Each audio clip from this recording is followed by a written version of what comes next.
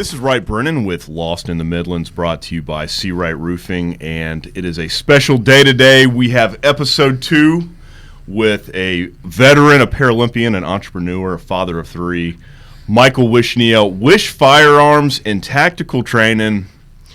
Mike, thanks for coming back and hanging out again. Absolutely. It's great to be here. Yeah. And you've got an awesome story. You really have done so much in your life, and that most people have not. And we were most recently talking about your adventures being a Paralympian. And I think we had just gotten to the part where, you had gone overseas, I believe, or anyways, let's bring it back. Let's rewind it. Let's talk about that adventure. So, Paralympics was a great time. I had, and doing it, part of, I know we mentioned in the last episode, part of, where I was going down a downward spiral, mentally, everything else like that, and it kind of destroyed me. And finding the sport is really what brought me back. And that's why I always say, when everybody, it doesn't matter what you do, we're veteran, civilian, it doesn't matter. Everybody has their own problems in life. Yeah. And their own fight, their own whatever, it doesn't matter. But you have to find something that you enjoy, you like, and that you love, and that you're passionate about. And in finding the sport gave me another outlook to life. And so it gave me another reason to go forward. So we did that. So, we started off when I was at Wounded Warrior Battalion, just kind of doing the sports there. And it led me to, thankfully, I got good enough. I had enough strength to throw a metal ball far enough. And it led me to being on Team USA. I started... 2014 was the first time I ever threw a shot put in my life. Yeah. And by 2015, I was on a national team. I was a national champion in shot put and disc. And by 2016, I made the Rio Paralympic team.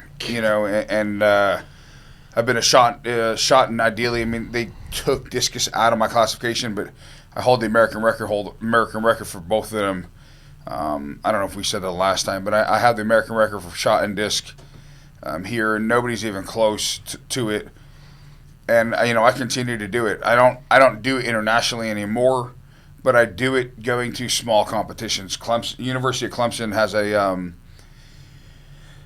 they call it disabled sports. It's a disabled sport. It's I forgot what the Clemson program is, but we go up there every year, and they have a competition, and I go up there every year to compete because not so much for me, but for the little kids, the kids that are there that have disabilities, because they get to see a Paralympian. Yeah. Right. They get to see what it's like as an adult to be able to throw, and then to them it's a great thing, and I enjoy it. And I do a couple other small events here and there. Yeah. There's one in Georgia that does it. There's one in Alabama that I've been trying to get to. It just time frame never worked out going to, but so I do that now. But yeah, going to Rio though, it was a blast. Unfortunately, I didn't get to see much of Rio. Because part of the rule of the team was you weren't really allowed to venture out until you competed. And I didn't compete till the second to last day. And I was like, great, thanks, right? But it is what it is. It was there, the environment, the Olympic Village, Paralympic Village. It was great to be around, all these different countries, all these different, things. Being, one of my good buddies is an Iranian, and it's cool. We're supposed to be this with Iran, but are we really, and so. Did you compete against him? Yeah, we competed against him. He beat me by 3.5 inches and 1/3, and that's where, he threw his personal best he's ever thrown. He beat me by 3.5 inches to place third. Wow. And I placed fourth. So how far did you throw that metal ball? So we throw from a chair. Yeah. And a platform, so I'm strapped, kind of like a chair, I'm strapped down onto. We throw the 4K shot in at least my classification. Lower classifications may do a little bit less, but my classification, 4K shot, which is an 8.8 pound, which if you know anything about shot put or you don't know about it, it's the female high school, it's the female Olympic, it's the female college shot. The farthest I've thrown when I competed was 14.3 meters. So whatever that comes out to feet-wise, ideally if I was still training, I mean, I would be way farther. I'd be in the 15s by now. I guarantee that. But yeah, that's the farthest ever through. That's the American record, and nobody's. I think the next closest may have just broke 12 meters, maybe in the U.S. Wow. But yeah, so nobody's even close. That is impressive, man. The training part, did you love, like, when you started getting into it, I mean, was it one of those things where, you know, kind of like the competition consumes you? And I mean, it's a high level of competition is what it really was. And looking back on it now, I wish I had taken it more seriously than what I did. Part of it was, although it consumed a lot of things, it didn't pay. I was a quote unquote professional athlete with no professional athlete pay. Now, I had my disability from the VA, so we were living off of that, so it was perfectly fine. Yeah, we were good. Luckily, I had when I first retired from the Marines, I got out. We lived in just north of Houston, a place called the Woodlands, and I had a strength coach down there, Cisco. He was phenomenal. Yeah. And you know, he did it almost as a sponsorship per se, where he wrote me my plan. He did everything else. Like, he never charged me, which I was extremely grateful for. That's awesome. I had a coach down there initially, and while I was on Team USA, he would get a little bit of a stipend from Team USA or the USOPC. It's a tiny bit, but other than that, he didn't ask for any more. You know, he did it for the love of doing it, and which was great for me, because then I wasn't having to really go out of my own pocket. And I had a couple organizations here and there. They would buy shots and discs for me and things like that. And I mean, look, those things can go through heck and back. So they're not like you're replacing them all the time.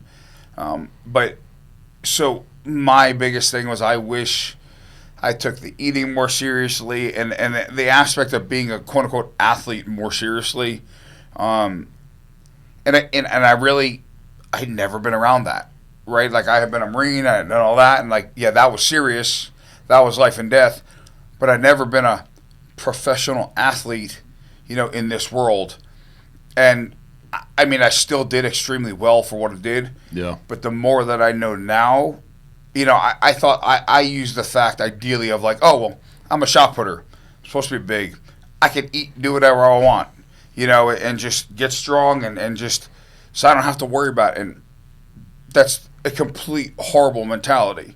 Yeah. And it wasn't. But I mean, you live and you learn. You know, who knows? Who knows where? You know, knowing if I was still to compete nowadays, I would revamp everything of what I did. I mean, my training plan, my everything else, my food, everything would be out. It would be consumed by this. But you know, the workouts were an hour and a half a day. We would throw for an hour and a half a day, and that was kind of, you know, then it was just like rest and relax and recovery, things like that. I had a place down there, a cryotherapy place, you know, where you walk in and you stand there and you freeze. Yeah. They did a sponsorship per se with me where they just let me come in and do that, which was nice. So that helped big time with recovery. But that was really, that was it. Yeah. It seems like it's the type of sport organization where there's not sponsorships, but there's probably just a ton of people who are super passionate about the craft or about the competition. Like the coaches. I mean, you mentioned people giving you free coaching. You know, people like really want to help. You know? Yeah, they do, and that's thankfully with the Paralympics, more and more are coming about now. Yeah, and it's becoming more known now, which is great. Yeah, and there are more sponsorship opportunities. For a seated thrower, there's about this many opportunities. They don't like you're the bastard child of bastard children's. Like you know track typically, people can hate on me all they want, but track athletes typically get the sponsorships. Yeah. And then there are, you know, so even in the able-bodied world, there are, you know, our American throwers, our American shot putters, are the best in the world, and so, but they're also brought up in colleges and known through college, Right. and then brought that level, and so therefore their names are known, and it is a great opportunity for them to then build their sponsorships and capabilities and things like that. Yeah. The Paralympics world is completely separate from that, and if you don't have a little one here or there, you're on your own. Yes, there are some that luck out, and I'm gonna say luck out. Luck out's a bad term. There are some that earn their ability to get those spots, and then there are some that fight for them, and they do that, but they're just few and far in between. Now, my hope is, say for example, in 2028, LA is having the Olympics, Paralympics there. I am hoping that over the next few years, as it's growing, it's becoming more well known for the new athletes that are coming through. There are far more. I'm hoping there are far more opportunities for them, so they can continue to do it. Because, in all honesty, getting a perfect diet, a perfect this, a perfect that, getting constant care of your body, getting constant this, it costs a lot of money. Yeah. I mean, it costs a lot of money. I mean, you need resources to help to be the optimal. Correct. Yeah. And to get to being where you want to be in the top 5 in the world. Whenever I threw, I was always top 5 in the world. Whenever I competed internationally, I was always top 5 in the world, and I treated my body like trash. Right, so it's you're a natural athlete. I was just able to do it. I was just able to fight through it. I think I just heard an article about, like, say, Derrick Henry. Yeah. Now, he makes millions of dollars a year, and he's a professional athlete and all this stuff. I want to say it was, don't quote me on this number, but it was like $140,000 or $240,000 a year he spends on his body. Wow. On food, a chef to make his food, the recovery, the this, that, everything. Now, if he's making that money, he can afford the ability to do that. I don't know how much he makes, but I know he makes a lot. Yeah. But he can afford the ability to do that. Now, even if you just had a little chunk of that, it would make a huge thing. Or if you had the ability like I had, where I did have, a strength coach that says, hey, I'm going to do it for free. I had a cryotherapy place that says, hey, don't worry about it, just come on in. Things like that. I offered to sit there and do signings for them at times and things like that. We never really, they didn't care about it. They were like, hey, don't worry about it. We want to help you. Yeah.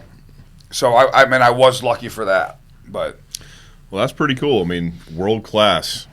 There's not many people who can say they're world class at anything. No, and that I get the and the cool part is we, like all these people who are like a doctor or they're a whatever, they have like a little abbreviation after their name, and so we earned a little designation of, like, the Olympians were OLY, and the Paralympics gave you went to the Paralympics, you earned that, you earned a designation of PLY. So I have a certificate at home, so now it's Michael Wishnia, PLY. So I got 3 letters after my name. Famous. That's amazing. That is awesome. Well deserved. That was in 16, right? That was in 2016, the Rio Paralympics. Yes. Okay. What happened in 17? What happened after the training was done? The competition was over. Rio was done, but competition was done because Tokyo was coming up, right? Oh, So yeah. now you start a whole new cycle, Yep. all over again. Tokyo became 2021, obviously because of COVID. But at that point, I had made the world's team in 2019, and we went to. You were training 17, 18, like you continued the path. Yeah, Okay. I continued. You were gunning for Tokyo. Correct. I was gunning for Tokyo. And then ideally, I was going to try and go to Paris if I could. Like, as long as my body lasted, I was going to keep going. Yeah. And I mean, the ideal plan would have been really cool to make it all the way to, quote unquote, end it in LA if I could have made it that far. But 2019 happened, the Worlds happened there. I started having some medical issues, and I had to get on medication, apart from getting blown up a bunch and things like that, and just other medicines that I was on that became very hard to get approved as an athlete. And so, my ex-wife said to me, she was like, look, She goes, what's more important, your health or your boy? She's like, your health for you and your boys, or throwing a metal ball that doesn't pay you anything. And when you look at it that way, makes complete sense. It was a complete honor, don't get me wrong, of being able to compete on Team USA and to have hung up one uniform of the military and put on another uniform. And where I had one uniform where on my chest I said U.S. Marines, and on the, I had another uniform that said USA. So I got to represent the country in two different facets, which was truly amazing. It was truly amazing to being able to do that. But at some point you have to say, my health became an issue, and I needed to get things fixed. And it is what it is. The big saying, right? You kind of just roll on. And so now I don't really compete internationally anymore. I'll do little things here and there, and I'll kind of be there for kids so the kids can see it and stuff like that. And then I'll still, throw the farthest in the U.S. just to say, hey, I'm still the man. Like, when you beat me is when you become the man. Yeah. Until you can, you're not. That's awesome. Still the man, Mike. I try. You are still the man. I try. Okay, so the wife's like, look, it's A or B. Pretty much. The way you just described it, I don't even know if she was like, hey, look, here's two options. It was more like... It was two options, and really one option. Really one. There was just a comma of the second one. Yeah. This one was in uppercase, and this one was in lowercase. Is that when you started thinking about starting your own... I've always thought about it. Yeah. I've always wanted to run my own firearms business. It's what I love. Yeah. Love doing. Always wanted to do it, and it became when we were still married. It became, you're driving me nuts. Yeah. Figure something to do now that you're not doing this. And I was like, okay. Like, she's like, figure out how to do that. And so that's where it really became. And then that's where Wish Firearms and Tactical Training became of. And I am not a very creative individual. So my last name is Wishnia, so we're just like Wish and Firearms, and I'm doing tactical training, so we're just like, boom, there's the name. Could I have thought of a different name and a more catchy name? I guess, but hey, growing up, I was always Wish. Growing up, I was always Little Wish. My middle brother was Big Wish. And so I was like, you know what? I'm just going to go with it. It works. It does. Here I am. Here you are. Okay. So the beginning stages of the business, you're like, all right, we're going down the path, this new venture. Correct. And you need to get do you need to get new certifications because you were ex-military or what? Or is it was always something did you always kind of keep up with your shooting and I mean, I've always shot. Yeah. Right? But realistically, the scary part is there's no certification that you need for anything in the gun world to train somebody and be like, I know how to shoot, I can do it. That's the scary part. There's no which in a way is also a good thing because I don't want government in my stuff saying I have to get a certain license, right? Yeah, obviously business license and things like that, that's a different story. But for me to do the South Carolina CWP courses, the Concealed Weapons Permit courses. That's right. I think, don't quote me on it, I think you have to have your CWP, or maybe you don't really need your CWP, but I got my CWP. Yeah. And then to be a CWP instructor, basically you have to either be an NRA or a USCCA certified instructor or a police instructor or military firearms instructor.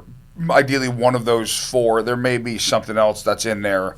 And so I did, I knew a couple people who could do the NRA instructor stuff. Yeah. And certify you as that. It's a very, very, very basic course because I knew everything. If you're newer, maybe you're going to learn something. But there wasn't anything in there that I truly learned. Yeah. It was just like, hey, we've got to hit these wickets here. And when you were in the Marines, were you training guys on the shooting range? Was that part of some of your? So at the latter part, well, yes and no. I mean, I've always, as a leader of my Marines, whether I was a team leader or squad leader, mean, you're always training your guys on fire maneuver, things like that. Okay.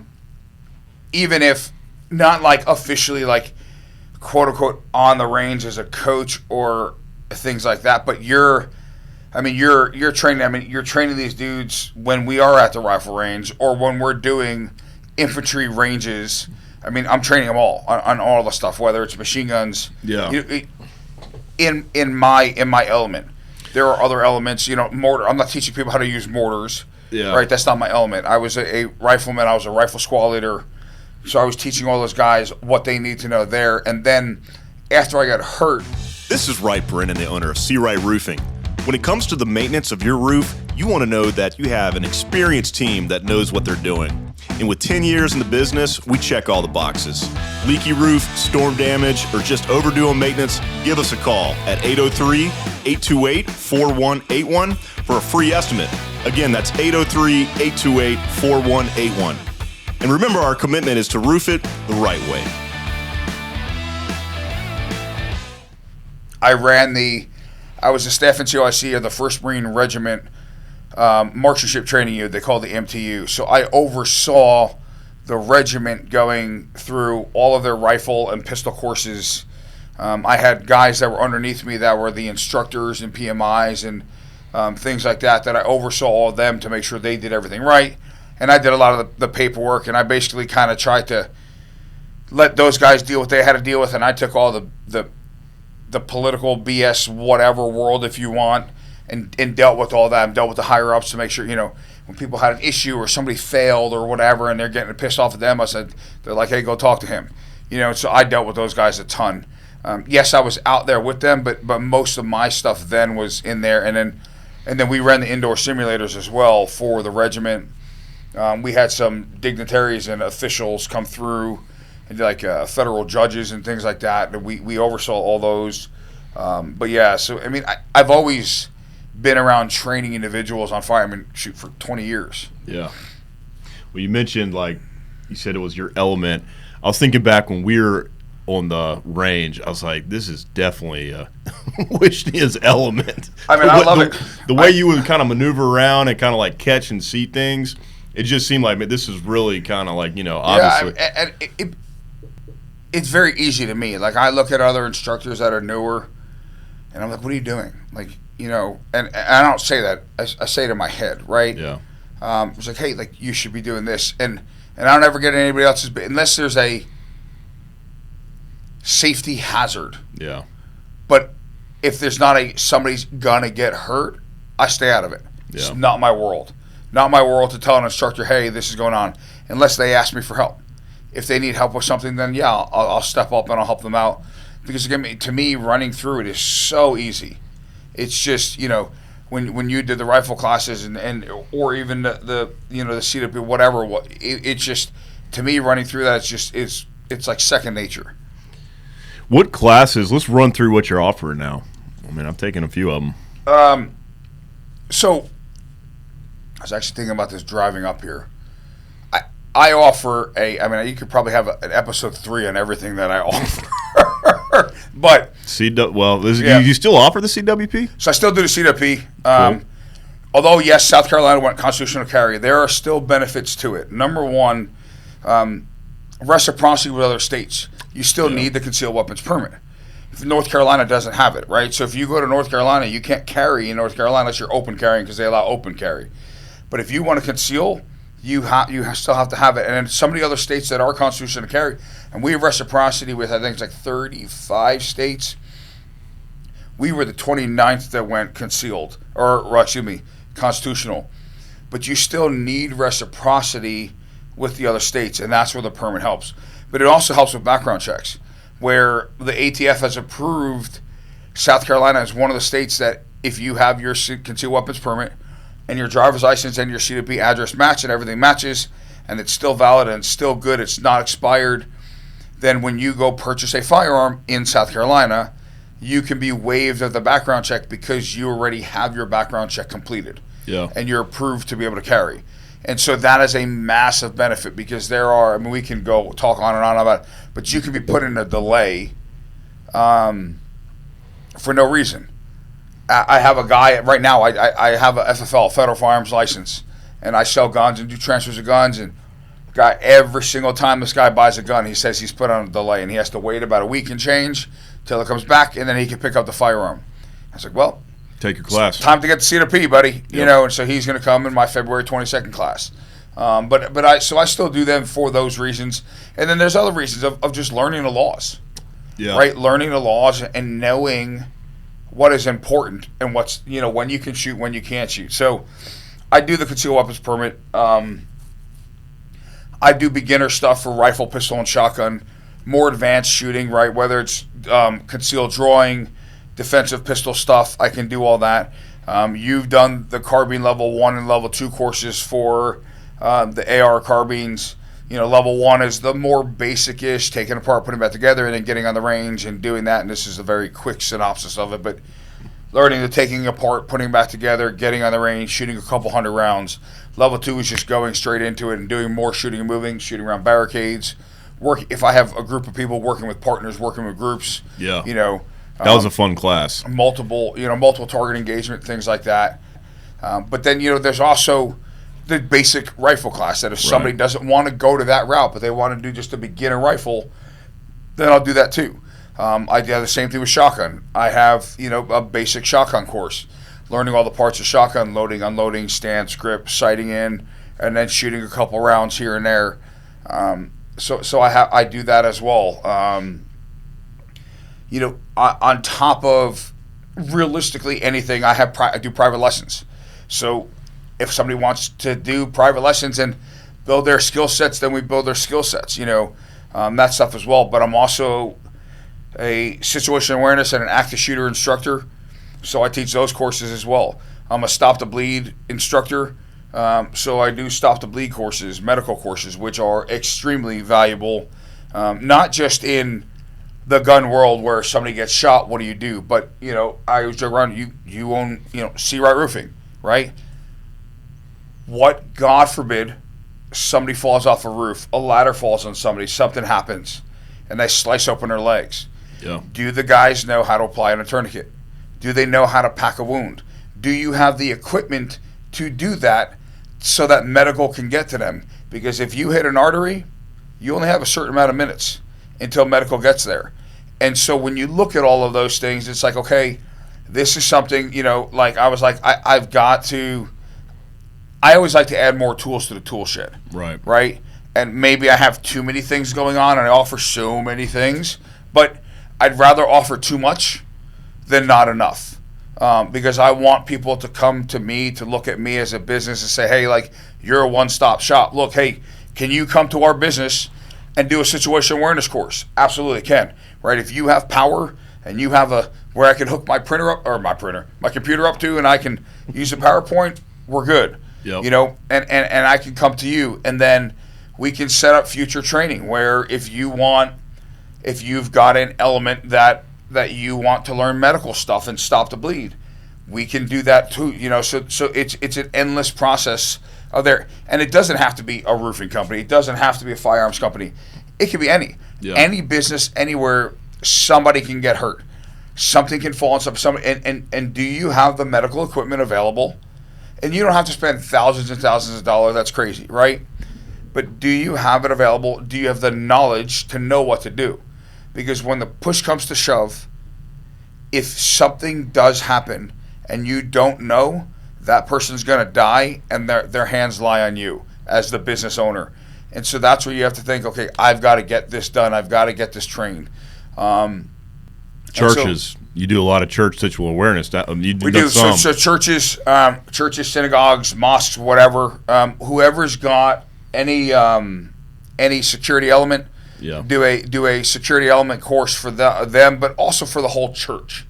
And I want it for the entire, as many people in the congregation that want to come, even if it's they have this massive church and they want to do a couple different ones. And part of the reason is, if you only train the security element, but you don't let everybody else know what is actually going down, they're going to be running around with their chicken, you know, like a chicken with its head cut off. So at least let them understand what's happening. they know who's in charge in, God forbid, those situations go down. But then they know that okay, they may be able to help assist others. Hey, we got to go over here. Yeah. They're calling us over here. Not like, that guy's calling me here, but I see this guy over here doing this. Like, what do I do? So you at least kind of know what's going down. Now, you may not know the inside and out plan, which is okay, but you know the basics of it, and that's the type of course that I teach. And then if they want more training themselves, then yeah, I can do that as well. So we do that with churches, synagogues, and anywhere that wants that, do that there. And then the big thing that I just opened up is the indoor training simulator. To my knowledge, in this area, nobody else has it minus law enforcement, and not all of them do. And this simulator is going to be, in my opinion, and maybe I'm naive about it, maybe I'm just excited because this is my world, but the simulator is some of the best training that you can get without being in a real world situation. So the indoor training simulator basically is going to train your mind and your body on shoot and no shoot situations. And should you react, and should you do whatever you need to do to get to that point? Because if you can't, right, or you don't, or as I tell people, you can mess up in the simulator and shoot a good guy by an accident, right? You can mess up in the simulator and shoot a person who's just standing there and be like, and scares you, right? You do that in the real world, you're going to jail, right, for life, if not a death penalty. You do that here in a simulator, we learn about it, we talk about it, you build on it, and we run it again. Yeah. Right? And that is where you go through it. I mean, shoot, I've run my boys through it. They're 13 and 11, about to be 14 and 12. Both of them standing there with the guns, watching us thing, figuring out when they're supposed to shoot. I mean, they absolutely love it. Love it. And I mean, I get asked, Dad, when can we go back again? Dad, when can we go back again? And then my 3-year-old, or soon-to-be 3-year-old, just kind of runs around the room and goes crazy. But so the scenario-based is phenomenal.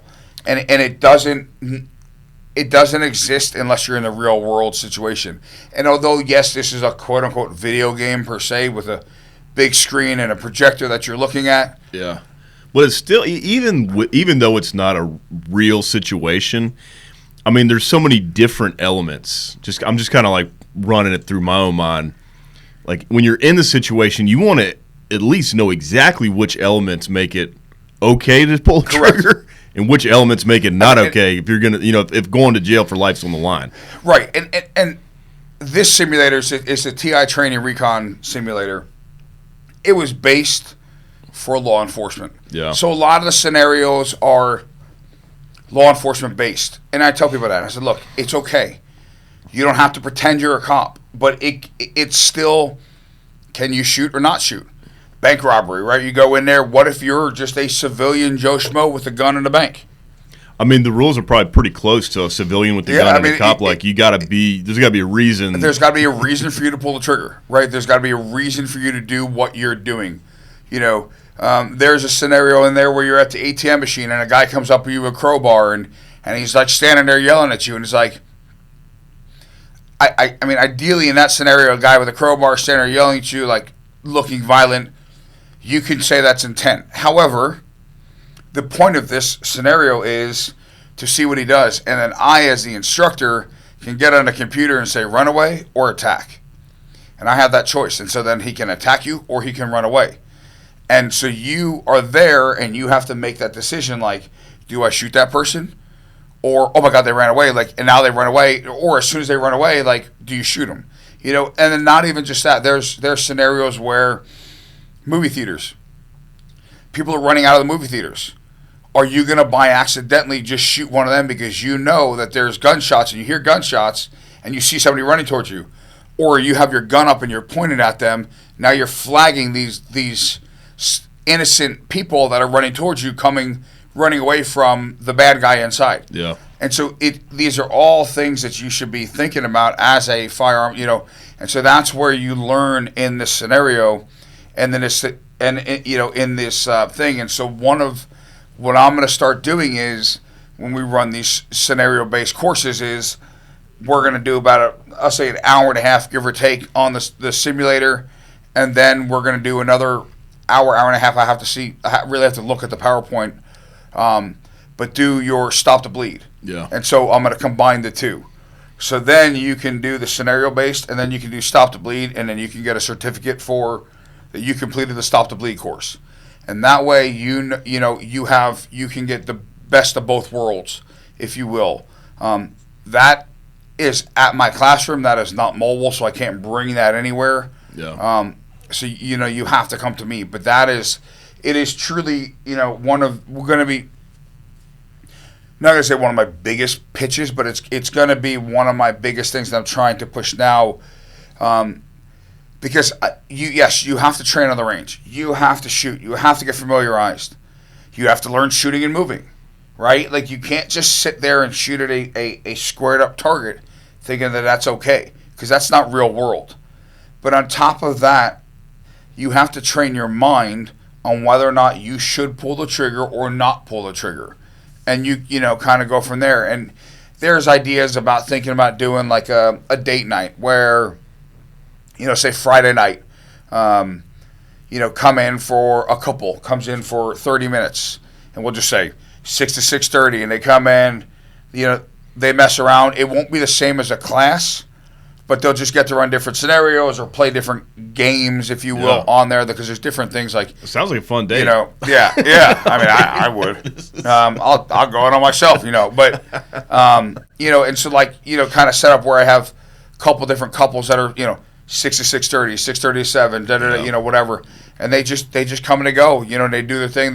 They mess around, practice, get a little snippet of it, learn something. Yeah, I mean, ideally you learn something. The other thing is I want it to be family friendly. I want it to be where I understand that as a father of 3, getting a babysitter for all 3 is not the cheapest thing in the world anymore, and so bring them.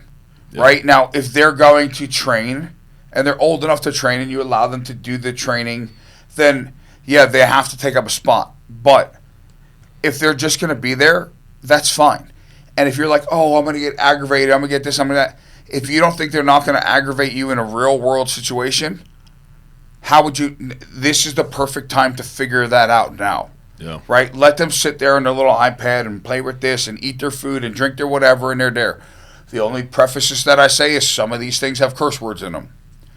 Can't control that. That's the real world, right? So if that's an issue, we have another room that they can sit in so they don't hear the curse words, if that's really a big thing for you. My boys are used to it with me, so they, it's whatever. But good or bad, but this is a growing experience for young people. And but that's where I want it to be a family thing. I want it to be like, okay, hey, come out for a few hours, do your thing, and then you guys go off to dinner afterwards, whatever, or go back home. But that you're not paying for the training of the simulator and the medical training, and then you come out and now you have to pay for a babysitter, because that may be too much for some people. No, it sounds like an amazing idea for families and people going on dates, and really anybody. It sounds like a lot of fun. I haven't done it yet, but I am looking forward to getting some B&I folks together. Hopefully. Yeah. Well, and part of it was even Ted. Ted came up to me and said, what about getting with businesses? And I thought this was a great idea. I mean, that's one of the reasons why I really like the networking stuff, is because other people have other ideas. My mind, so like guns, like how do I train guns, right? And that's what I do. But when you look at it, Ted came up with the idea of talking to businesses and saying, hey, we called it a military mandatory fun day, right? But you have your group outings or your team building events. Oh yeah. You can do a team. You can bring your team or your group or whomever, and do a team building event where now they get to joke around and BS and have a good time on the simulator, do a little medical training, right? And everybody learns. Everybody does whatever, that's a great idea. And so now you have it. Now you can build that. You can build that bond, and you can make fun of each other, like, "Oh, you shot that guy in the head," or "You did, whatever." And then, but it's all in fun, right? Right. It's all in fun, but you're learning, and that's what's most important. Yes, you're having fun, but you're learning on it. And if you are ever in that situation, you now know. And then with these businesses, right now, they can add in that medical training aspect. Yeah, it's beautiful. What challenges have you faced throughout your years running? You've got a ton of great reviews, so like you didn't start this yesterday. You've been doing this for a minute now. Yeah, I mean, I have 599. Come on, 600. Where are you? But yeah, no, I think I got a ways to go. What the heck? That's good for you, man. That's awesome. I've got 599 5-star reviews. Yeah. I mean, my biggest thing is learning marketing because I don't know it. You know, getting my name out there. I don't own a range, so I'm fighting against all the other ranges because pretty much every range has some form of a trainer. So if they go to the range to go buy a gun, then they have all that. So it's like, why would they come to Michael? Why are you going to go to this guy when I can just go here and I can go do this? And so, I mean, I get that part. Competition. You know, look, competition's competition. I mean, that's the way of life. There's competition in anything you do. That part, learning the marketing aspect of it. I had a guy who built my website, and I, quote-unquote, fired-ish him and what he was doing because for 3 months he hasn't modified things on the website that I asked him to modify. So now I'm working on that aspect of finding somebody who can do what he's done and get into the system he did to change it versus having to redo the whole thing all over again because that costs time and money, and I don't have a ton of that right now to say, hey, you know what, let's scrap it all, let's start all over again. So that, you know, there's that part of it, and just social media. I hate social media, and I don't know how to use it. So I thought you do a pretty good job. I mean, I just post pictures, right? But there's got to be a far better way to doing it than what I do. And so, you know, I mean, learning all of these things these are the hard aspects. The getting out there doing it, that's easy. You know, that part is absolutely easy. But the craft, it's the run in the business. Yeah, huh? It's the stuff that nobody sees. Yeah. See, you know, you come to the class, you see the class, you see the guns, you see the whatever else. You don't see the behind the scenes stuff. Yeah, that's the stuff I got to learn. Well, you're doing an awesome job. Well, I appreciate it. What advice would you give to somebody who wants to do what you're doing? Not like here, but you know, or here. I mean, you have to put everything you have into it. You gotta be passionate. You have to, and your students have to see that. Yeah. Because if they ever for 1 minute think that you're only doing it for money, look, nobody's in business to not make money, right? I am not going to become a millionaire for doing this. If I can buy my next gun because I do this, I'm all about it, right? But no, but in all seriousness, nobody's in business to not make money. However, if they look at you and they say, you're only doing this for the money, you're not doing this because you love it, you need to find something else to do. Yeah. Because and that goes with anything in the world, because that is the wrong thing, you know. So, I mean, I would say that part. I would also say you need to constantly add to your own toolbox. And you have to constantly be learning and constantly be revising what you teach and how you teach it, and realistically, who you're learning from. Are they a good role model per se to learn from, or are they just a social media influencer who doesn't know what they're doing? That's the other aspect of the world that's out there. You know, are you able to adapt and figure things out? And then if you can and you have the ability to go take courses elsewhere with other instructors, because they may teach it a certain way that doesn't, the way you teach it may not work for everybody. Yeah. But then they may be able, you go learn from somebody else and say, hey, I really like how that guy said that. I really like the way that guy said that. And now you can use that in your classes, and you're learning from them. And so you're always ever evolving, ever learning from yourself, or for yourself, in turn for your business. Yeah, no, excellent advice. I mean, the world changes, so does all the different businesses and industries. You can get left behind pretty quick too. You know? Oh yeah. Oh yeah. Well, 100%, without a doubt. I mean, and if you're not willing to learn and you're stuck in your way, you may just flatline it and say, and maybe you're good with that. And if you are, great. I'm not. I've never been good with just being basic. I want to be a peer. Keep getting better. I want to keep getting better. I want to keep doing this. I mean, my goal, Michael's goal for 2025 is to take 3 or 4 different courses throughout the country somewhere with other instructors. Guys that I know that were in the spec op worlds or in the SWAT team world that they're legit dudes, and learn from them. Yeah. And then be able to bring some of that knowledge back. Fantastic goal. Fantastic advice as well. All right, where can people find you? Somebody's now interested. I mean, where do they go? They go to Why would they not Facebook. be interested? So you got Facebook, Wish Firearms Tactical Training. Yeah. There's an Instagram page. I think it's Wish Firearms Training because I couldn't fit it all. So those are the 2 that are out there. So that those are always there. I do not have TikTok? I don't have TikTok Yet. yet. I mean, if it comes back, I guess. But I mean, it'll probably be something that I have to learn how to do to add to the business. But the main ones are the Facebook and the Instagram. Wish Firearms Tactical Training and then Wish Firearms Training. And then obviously my webpage is wishtactical.com, or you can look up wishcwp.com and the webpage is there. There are some things that are not on the webpage that, again, like I said, I need to have them revamped and rechanged. But the scheduling's automated, correct? The scheduling's automated. Yeah. I run the scheduling. And I will say CWP classes are typically always up there. But I can run, and one thing that I have the ability to run is I can do it 7 days a week, which most instructors can't. So I can run anything 7 days a week if I need to. Yeah. I have that ability. That being said, if something doesn't work on the schedule that you see, you can contact me, and we can make it work. Yeah. That's where I'm extremely flexible on being able to do those things, because I have an indoor range that I can use, and I also have an outdoor range that I can use, and so I have the ability on both of those. That's awesome. Making it happen for your customers. Fantastic. Hey, look, I appreciate your service. Thanks for coming on. I appreciate it. You got quite a story, which continues. Excited to see how the story continues. It's been a lot of fun, man, and we'll have to get back down the road, have you back on. So sounds good. I appreciate having me on and asking me to come on. Absolutely.